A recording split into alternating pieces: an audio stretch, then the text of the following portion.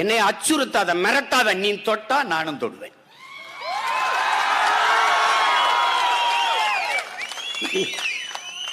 மிரட்டுறதுக்கு பண்ணிற ஆள் நான் கிடையாது. ரொம்ப படுத்தீங்கன்னு வச்சுக்கிறேன், இங்கே வந்து ஒரு கூடாரத்தை போட்டு படுத்துக்கிடுவேன். ஆமா, ஒரு வேலையும் இல்லை எனக்கு.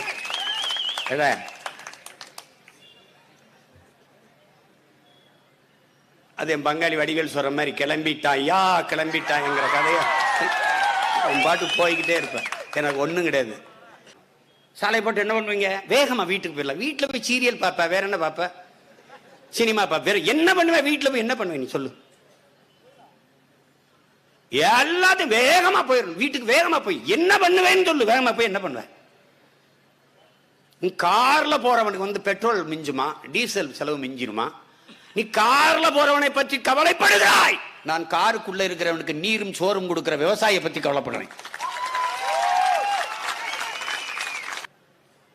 யாராவது உங்க மனச்சான்றதை சொட்டு சொல்லுங்க. பறக்கிறதுக்கு சொந்தமா ஒரு விண்ணூர்தி வச்சிருக்கீங்களா? ஒரு பிளைட் இருக்கா உனக்கு சொந்தமா? இந்த நாட்டு ஒரு வானூர்தி இருக்கா? அப்புறம் எதுக்கு 5000 ஏக்கர்ல ஏர்போர்ட்? எதுக்கு வானூர்தி நிலையம் 5000 ஏக்கர்ல? எதுக்கு? இருக்கிற வானூர்தி நிலையத்திலே பறக்க விமானம் இல்ல, வானூர்தி இல்ல. என்ன கொடுமை இது! விக்கிரவாண்டியில இருந்து தஞ்சாவூர் வரைக்கும் சாலை விரிவாக்கம், அதுக்கு பல 1000 ஏக்கர் விளைநிலங்களை எங்க பார்த்தாலும் விளைநிலத்தை ஆக்கிரமிக்கிறது, எடுக்க வேண்டியது. ஏற்கனவே நாட்டில் விளைநிலங்கள் வளங்களே மிக குறைவா இருக்கு. நீ எங்க வேணாலும் நீ வந்து ஏர்போர்ட் கட்டிடலாம், நீ எங்க வேணாலும் இது பண்ணிடலாம். ஆனா எல்லா இடத்திலும் விளைநிலமாக்க முடியாதுல்ல. பல தலைமுறை பாடுபட்டு மண்ணை தெள்ளு விழுதியாக்கியதை விளைநிலமா மாத்திருக்கோம். அதுக்கு நாங்க எண்ணற்ற பேர் ரத்தம் சிந்திருக்கோம், வேர்வை சிந்திருக்கோம், உழைச்சிருக்கோம். அப்ப நெய்வேலியின் பழுப்பு நிலக்கரி இல்லைன்னா, அதுல இல்லைன்னா மின்சாரம் எப்படி வரும்? அப்படின்னு வரும். ஏன் பூமி தாயின் ஈரக்கொலையை போய் நோன்ற? எதுக்கு நோன்ற? மாற்று மின்பெருக்கத்துக்கு வரவே மாட்டீங்களா? நிலக்கரியில் இருந்துதான் மின்சாரம் தயாரிக்க முடியுமா? வேற தயாரிக்க முடியாதா? காற்றாடி, சூரிய ஒளியின் மின்பூங்கா, கடல் அலை, ஜப்பான் ஆஸ்திரேலியா கடல் அலையில தயாரிக்குது.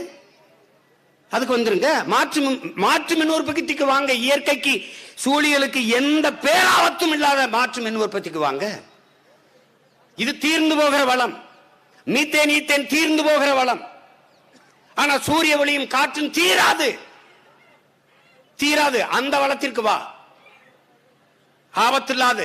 பூமிக்கு எந்த இடையூறும் இல்லை. என் பூமி தாய்க்கு எந்த இடையூறும் இல்லை. என் சூழியலுக்கு எந்த ஆபத்தும் இல்லை. இது தோண்ட தோண்ட தோண்ட தோண்ட தீர்ந்துகிட்டே வரும். இது தீர்ந்து போகிற, எளிதில் தீர்ந்து போகிற வளம். மீத்தேன் தீர்ந்து போகிற வளம். ஆனால் மக்கிய மர இலைத்தலை கழிவில் இருந்தும் ஆடு மாட்டு கழிவில் இருந்தும் தயாரிக்கிற அந்த மீத்தேன் பயோகேஸ் வந்து தீர்ந்து போகாத வளம். எவ்வளவு வேணாலும் நீ தயாரிச்சுட்டே இருக்கலாம். நீ அதுக்கு வா. ஏன் பூமி தாயின் ஈரக்கொலையும் இதயத்தையும் போட்டு நோண்டிக்கிட்டே இருக்க? எத்தனை நாளைக்கு வாழ்றதுக்கு? இந்த ஒரு பூமி தானே எங்களுக்கு இருக்கு. இந்த கொடுத்து நாங்க எங்க போறது? திரும்ப சொல்றேன். நாம் கும்பிடுவதற்கு உலகில் பல கோடிக்கணக்கான சாமிகள் இருக்கிறது. ஆனால் வாழ்வதற்கு ஒரே ஒரு பூமி தான் இருக்கிறது. அதை கவனத்தில் வைத்துக் கொண்டு தமிழ் இளம் தலைமுறையினர் வேலை செய்யணும். இந்த சாமியில அந்த சாமியை கும்பிடலாம், அந்த சாமியில அந்த சாமியை கும்பிடலாம், இல்ல எந்த சாமியும் கும்பிடாம கூட இருக்கலாம். ஆனால் வாழ்வதற்கு ஒரு பூமி தான் இருக்குது. எனக்கு மட்டும் இல்ல, புல்லு பூண்டு ஆடு மாடு நாய் நரி கொக்கு ஈ எறும்பு எலி எல்லாவற்றிற்கும் ஒரே ஒரு பூமி தான் இருக்கு.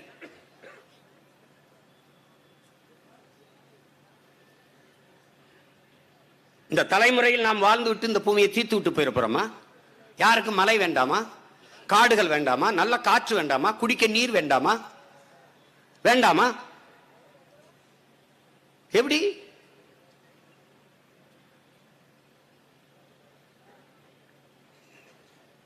எதை பற்றி அக்கறை இல்லை. வளத்தை சுரண்டி கொழுப்பதை வளர்ச்சி என்று இவர்கள் கட்டமைக்கிறார்கள். இதன் வளர்ச்சி அப்படின்னு மின்சாரத்தை வச்சுட்டு என்ன பண்ணுவேன்? நீ சொல்ற இந்த மீத்தேன் எடுக்காம, பயோகேஸ் இல்லாம, சிலிண்டர் இல்லாம எப்படி அடுப்பு எரிக்கிறது அப்படின்னு. பூமி நோண்டி நோண்டி எல்லாத்தையும் மீத்தேன் ஈத்தேனா எடுத்துட்ட, பயோகேஸ் எடுத்துட்ட, எதை சமைப்ப? ஒரு சிலிண்டர் வச்சு எதை சமைப்ப? எதை சமைப்ப? அரிசி பருப்ப தானே. அது எங்க இருந்து வரும்? அது பூமியில இருந்தாண்டா வரணும். டே, அது நிலத்துல இருந்தாடா வரணும். இல்லைன்னா அந்த சிலிண்டர் அப்படியே லேசா திறந்து ஒரு மடக்கு அப்படி குடிச்சிட்டு மூடி வச்சிருந்த சொல்லு. என்ன கொடுமை! பூமியை அழிச்சு நாசம் பண்ணிட்டு, மரத்தை எல்லாம் காட்டையெல்லாம் வெட்டி ரோட்டை போட்டுட்டு, மாண்புமிகு நிதியமைச்சர் அம்மையார் நிர்மலா சீதாராமன் சொல்கிறார்கள், பாராளுமன்றத்துக்குள்ளே நிதிநிலை அறிக்கையிலே தூய காற்றுக்கு என்று 4500 கோடி நிதி ஒதுக்குகிறார்கள். 4500 கோடி தூய காற்றுக்கு. எங்கிருந்தமா வாங்கிட்டு வருவீங்க? எந்த கடையில் விற்கிதுமா? அதை எப்படிமா மக்களுக்கு கொடுப்பீங்க? அப்படி பக்கவாட்டில் ஒரு சின்ன சின்ன சிலிண்டரா மாட்டி மூக்கில் அப்படி கோர்த்து விட்டுருவீங்களாமா? அப்படி சுவாசிச்சுட்டு போறதுக்கு திட்டங்கள் திட்டங்கள். கிளீன் இந்தியா வருது, கிளீன் இந்தியா வரலையே. மரங்களை பற்றி, காடுகளை பற்றி, மலைகளை பற்றி, மணலை பற்றி இவர்களுக்கு என்ன கவலை இருக்கிறது? என்ன கவலை இருக்கிறது? வட இந்தியர்கள் அதிகமாக வருகிறார்கள். என் நிலம் பறிபோகும்னு ஏன் சீமான் அப்படி? நான் தான்டா பதறுவேன். எனக்கு ஒரு நிலம் தான் இருக்குது. இது ஒரு நிலம் தான் இருக்குது. எனக்கு நடந்தது என் கண்ணு முன்னாடி, என் ஈழ தாயகத்தில் என் இனத்திற்கு என்ன நடந்ததோ அது இங்கே எனக்கு நடக்கும் நன்றாக தெரியுது. அதனால நான் எச்சரிக்கிறேன். இந்த பாருங்க, பிஜேபி கோயம்புத்தூர், திருப்பூர்லாம் வட இந்திய தொழிலாளர்கள் ஒருங்கிணைப்பு நடத்துது. அதுக்கு உறுப்பினர் சேர்க்கை முகாம் போடுது. நான் சொன்ன நீ யார் நம்பல? அவன் காங்கிரஸ் வாக்காளன் கூட கிடையாது. அவன் திமுக அதிமுகவுக்கு வாக்கு போடவும் மாட்டான், நமக்கு அறவே போட மாட்டான். அவன் முழுக்க பாரதிய ஜனதா வாக்காளன். அதனால அம்மா யார் வானதி சீனிவாசன் சொல்றாங்க பாருங்க, அம்மா அவர்களுக்கு உடனடியாக வாக்குரிமை கொடுக்க வேண்டும். ஏன்னா அவங்க வாக்கு.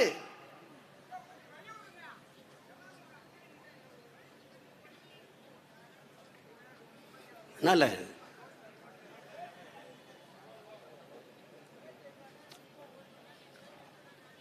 மாற்று மின்பெருக்கத்திற்கு ஆட்சியாளர்கள் விரையணும். இயற்கையை அழித்துக் கொண்டே இருக்கக்கூடாது. நிலத்தை பறித்து பறித்து எங்களை நகர்த்தி நகர்த்தி நகர்த்தி இங்க இருந்து நகர்த்தி வேற எங்க போவோம்? வேற எங்க போவோம்? எங்க போய் நீங்க கொடுக்குற காசை வச்சு எங்க போய் நான் இடம் வாங்குறது? எங்க போய் வீடு கட்டுறது? எங்க போய் நிலம் வாங்கி வேளாண்மை செய்யறது? எங்க போய்? இதெல்லாம் வளர்ச்சி தான். விண்ணூர்தியில போற, வானூர்தியில பிளைட்ல பறக்கிற வளர்ச்சி தான். ஆனால் அங்க இருக்கிறவனுக்கும் வயிறு வசிக்கும், அவனுக்கு சோறு பூமியில இருந்தா போகணும். அதை கவனத்தில் வச்சுக்கணும். வளர்ச்சி தான்.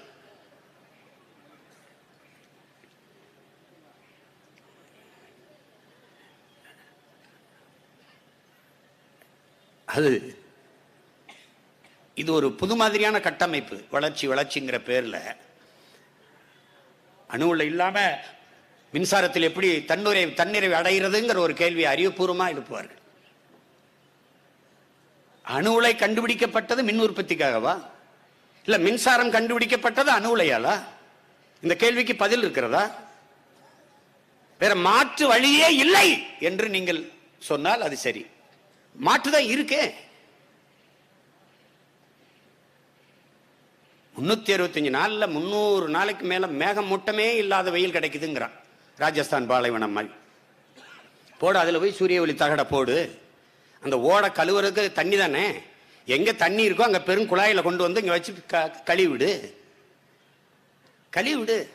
விளைச்சலுக்கு பயன்படாத எத்தனை பெரம்போக்கு இடங்கள் இருக்கு, அரசு இடங்கள் இருக்கு. அதுல எல்லாம் மின் பூங்காவை வைங்க. சூரிய ஒளியில் மின்சாரம் தயாரிக்கிற பூங்காவை வைங்க. நாங்க வேணாம்னு சொல்லலையே.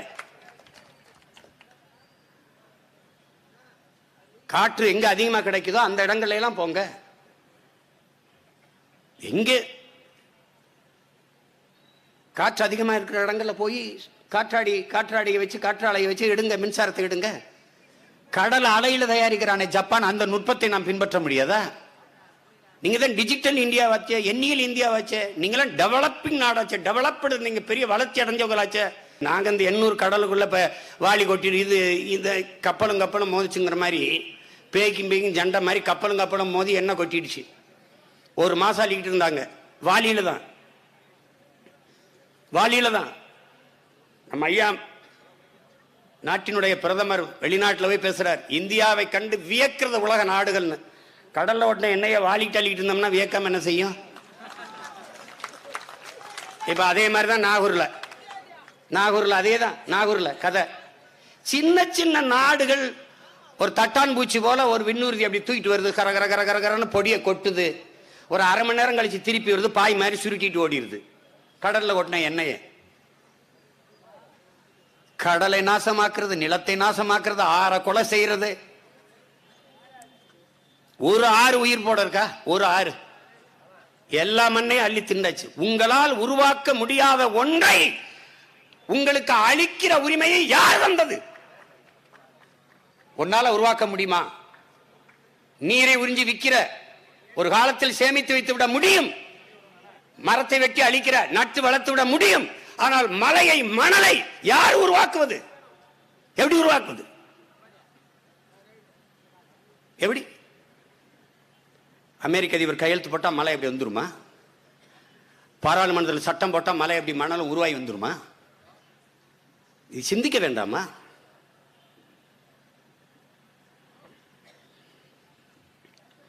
எல்லா நிலத்தை அழிச்சிடணும், 8 வழி சாலையை போட்டுடணும்.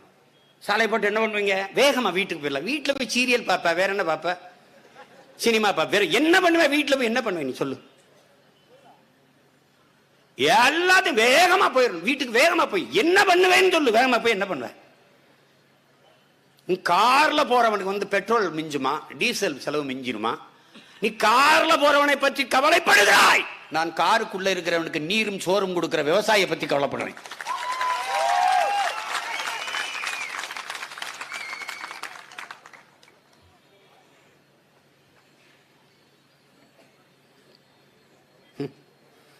இவர்கள் ஒரு இது வச்சிருக்காங்க. காசு இருந்துச்சுன்னா உணவுப் பொருளை வந்து வேற நாட்டில இருந்து இறக்குமதி செஞ்சுக்கலாம். அப்படி இந்தியா நினைக்குதுங்க. வேற நாட்டில இருந்து இறக்குமதி செஞ்சுக்கலாம் உணவுப் பொருளை. அப்படி ஆஸ்திரேலியாவும் நினைக்குதுங்க, அப்படி ஆப்பிரிக்காவும் நினைக்குது, அப்படி அமெரிக்காவும் நினைக்குது, அப்படி ரஷ்யாவும் நினைக்குது, அப்படி சீனாவும் நினைக்குது. எந்த நாட்டில இருந்து எந்த நாடு இறக்குமதி செய்யறது? எல்லாருமே வேளாண்மையை கைவிட்டு விட்டால் கொரோனா நோய் தொற்று மாதிரி ஒரு நோய் தொற்று வந்து உலக நாடுகள் உறைந்து கிடந்தது போது என்ன பாடுபட்டீர்கள் என்று நீங்க சிந்திச்சு பார்க்கணும். என்ன பாடுபட்டோம்னு. காசு வச்சிருந்தான், நகைக்கடையில் போய் நகை வாங்கிட்டு வரோம்னு எவன் நினைக்கல. கார் ஷோரூம்ல போயிட்டு பெரிய மகிழ்வுந்த வாங்கிட்டு வந்து வீட்டில் நிறுத்தோம்னு நினைக்கல. போய் பட்டாடையெல்லாம் அது இதெல்லாம் உடைகளை வாங்கிட்டு வந்து சேமிப்போம்னு நினைக்கல. ஒரு பயன் நினைக்கல. எங்க மளிகை கடை திறந்திருக்கும்னா தேடிட்டு இருந்தான். எங்க அரிசி கிடைக்குது, எங்க மளிகை கடை கிடைக்குது, எங்க காய்கறி கிடைக்குது என்றுதான் தேடினார்கள். இதுல இருந்து என்ன தெரியுது? எதுவில்லாமலும் நம்மால் வாழ்ந்து விட முடியும். தொலைக்காட்சியோ அலைபேசியோ மகிழ்வுந்தோ எதுவில்லாமலும் வாழ்ந்து விட முடியும். நீரும் சோறும் இல்லாமல் வாழ முடியாது என்பதை கொரோனா என்கிற சிறிய நோய் தொற்றி உனக்கு உணர்த்திருச்சு. அப்புறமும் நீ விழிப்படைஞ்சதா தெரியல. ஏன்னா கத்துறவன்ல ஏழை விவசாயியா இருக்கான். அவனுக்கு அரசியல் அதிகாரம் இல்லை. அவன் குரல் வள ஓங்கி ஒலிக்கல. எளிய மக்களின் குரலா இருக்குது. அதனால போராடிய நிலத்தை, என் சொந்த நிலத்தை நான் தருவதும் தர மறுப்பதும் என் விருப்பம். அச்சுறுத்துவது, வழக்கை புனைவது, சிறைப்படுத்துவது, மண்டபங்களில் கூட்டிக் கொண்டு அடைத்து வச்சு மிரட்டுவது, ரொம்ப படுத்தினீங்கன்னு வச்சுக்கிறேன். இங்கே வந்து ஒரு கூடாரத்தை போட்டு படுத்துக்கிடுவேன். ஒரு வேலையும் இல்லை எனக்கு.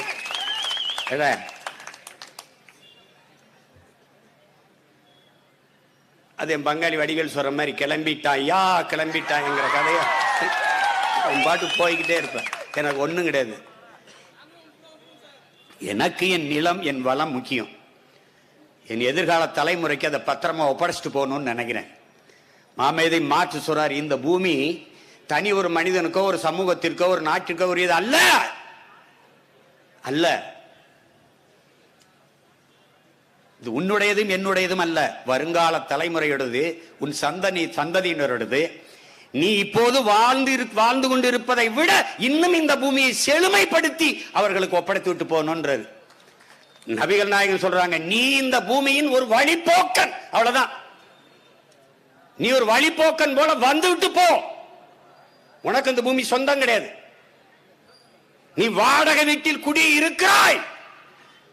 காலி பண்ணி போகும்போது வீட்டு உரிமையாளன்ட்ட எப்படி பத்திரமா ஒப்படைத்து விட்டு போவியோ அப்படி உன் பிள்ளைகளிடத்தில் இந்த பூமியை நீ ஒப்படைச்சிட்டு போகணும். அதுதான் உன் பிறவி கடமை.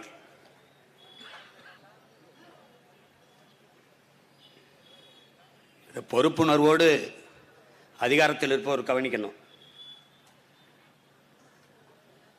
தம்பி முத்துப்பாண்டி சொன்ன மாதிரி இருக்கிறதுலே எடுக்கல. 10,000 ஏக்கர் ஏற்கனவே கையகப்படுத்திட்டு என் மக்களை தூக்கி தெருவில் போட்டீங்க. அவங்களுக்கு ஒருங்கான ஒரு அடிப்படை வசதியும் கூட கிடையாது. இதுக்கு முன்னாடி வந்து நான் போராடும் போது,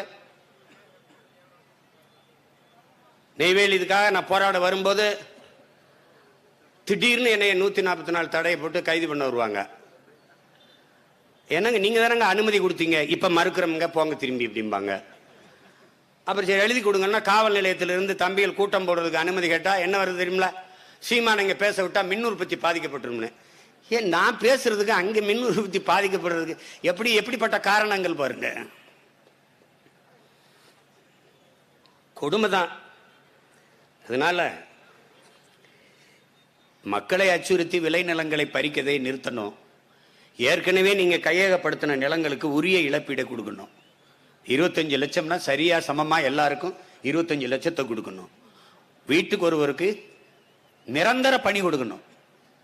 சும்மா ஒப்பந்தமா எடுத்துட்டு அப்புறம் ஒரு 6 மாசம் வச்சுட்டு அப்புறம் நீக்கி விடுறது, இந்த வேலையெல்லாம் செய்யக்கூடாது. எங்களுடைய கோட்பாடு ஒண்ணுதான். தொடர் வண்டித்துறையா என் நிலத்துக்குள்ள என் மாநிலத்துக்குள்ள வரும்போது என் தமிழனுக்கு முன்னுரிமை கொடுத்துரு. கேரளாவுக்குள்ள போகும்போது அவங்களுக்கு முன்னுரிமை கொடுத்துரு. ஆந்திராவுக்கு போகும்போது தெலுங்கர்களுக்கு முன்னுரிமை கொடுத்துரு.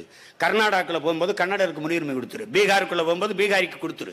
குஜராத்துக்குள்ள போகும்போது குஜராத்தி, உத்தரப்பிரதேசம். அப்ப எல்லாருக்குமான சமமான வேலை வாய்ப்பு முன்னுரிமை வந்துடும். நீ மொத்தமா எல்லா இந்திக்காரரை எடுத்துக்கிட்டு என்ன 400 பேர் எடுத்தா 4 பேர் யாரும் இல்லை. அப்புறம் அது மாதிரிதான் போயிருச்சு. இங்க நெய்வேலி நிலக்கரியில் அதான் ஆயிடுச்சு. இந்திய நிலப்பரப்பு முழுதுமே இந்த பழுப்பு நிலக்கரி வளம் வந்து 81 விழுக்காடு தமிழ்நாட்டில் தான் இருக்குது.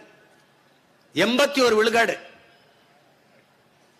அதுல 31 விழுக்காடு இங்க பாத்துக்கிறங்க.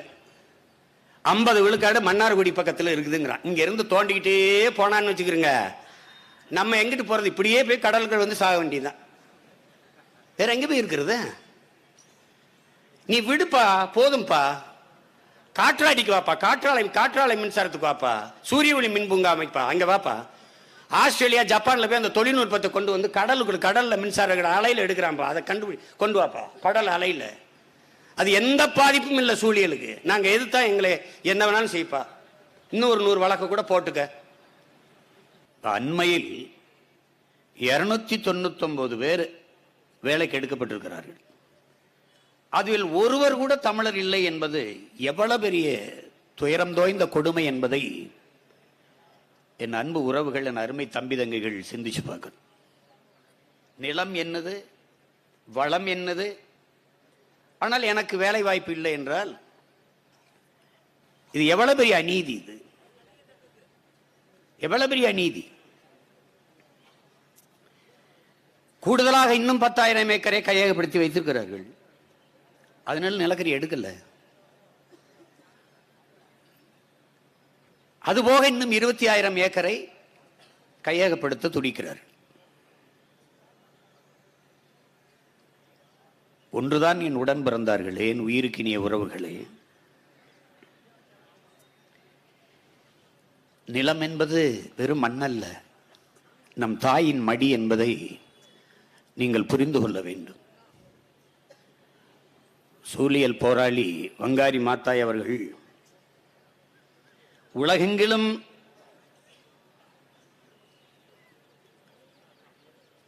எல்லா பிரச்சனைக்கும் காரணம், எல்லா போருக்கும் காரணம் வளக்கொள்ளைதான். வளங்களை வேட்டையாடுவதில் இருந்துதான் இத்தனை அநீதிகளும் தொடங்குகிறது. எந்த வழியில் பார்த்தாலும் நாம் நிலத்தை இழந்தால் வளத்தை இழப்போம், வளத்தை இழந்தால் இனத்தை இழப்போம். அதனால்தான் நம் தாய் நிலத்தை நாம் பேரன்பு கொண்டு நேசிக்கிறோம்.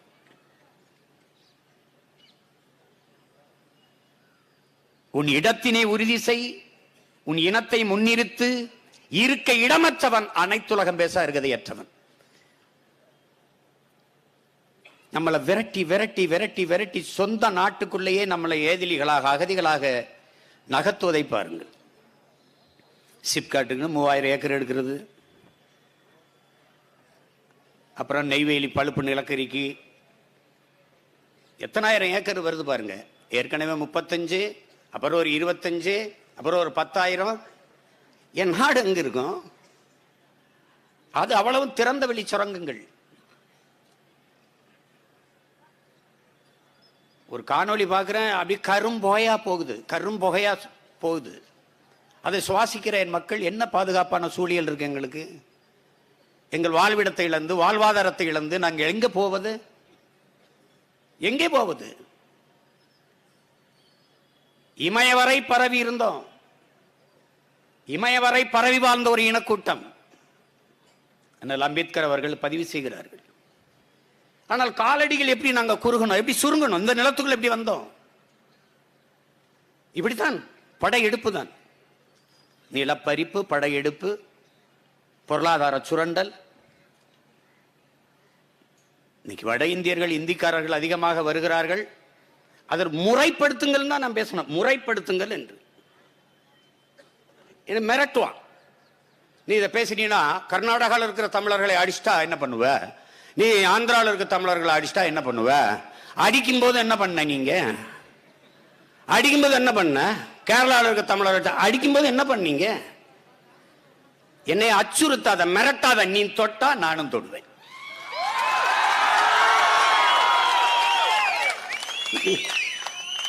மிரட்டுறதுக்கு பண்ணிற ஆள் நான் கிடையாது.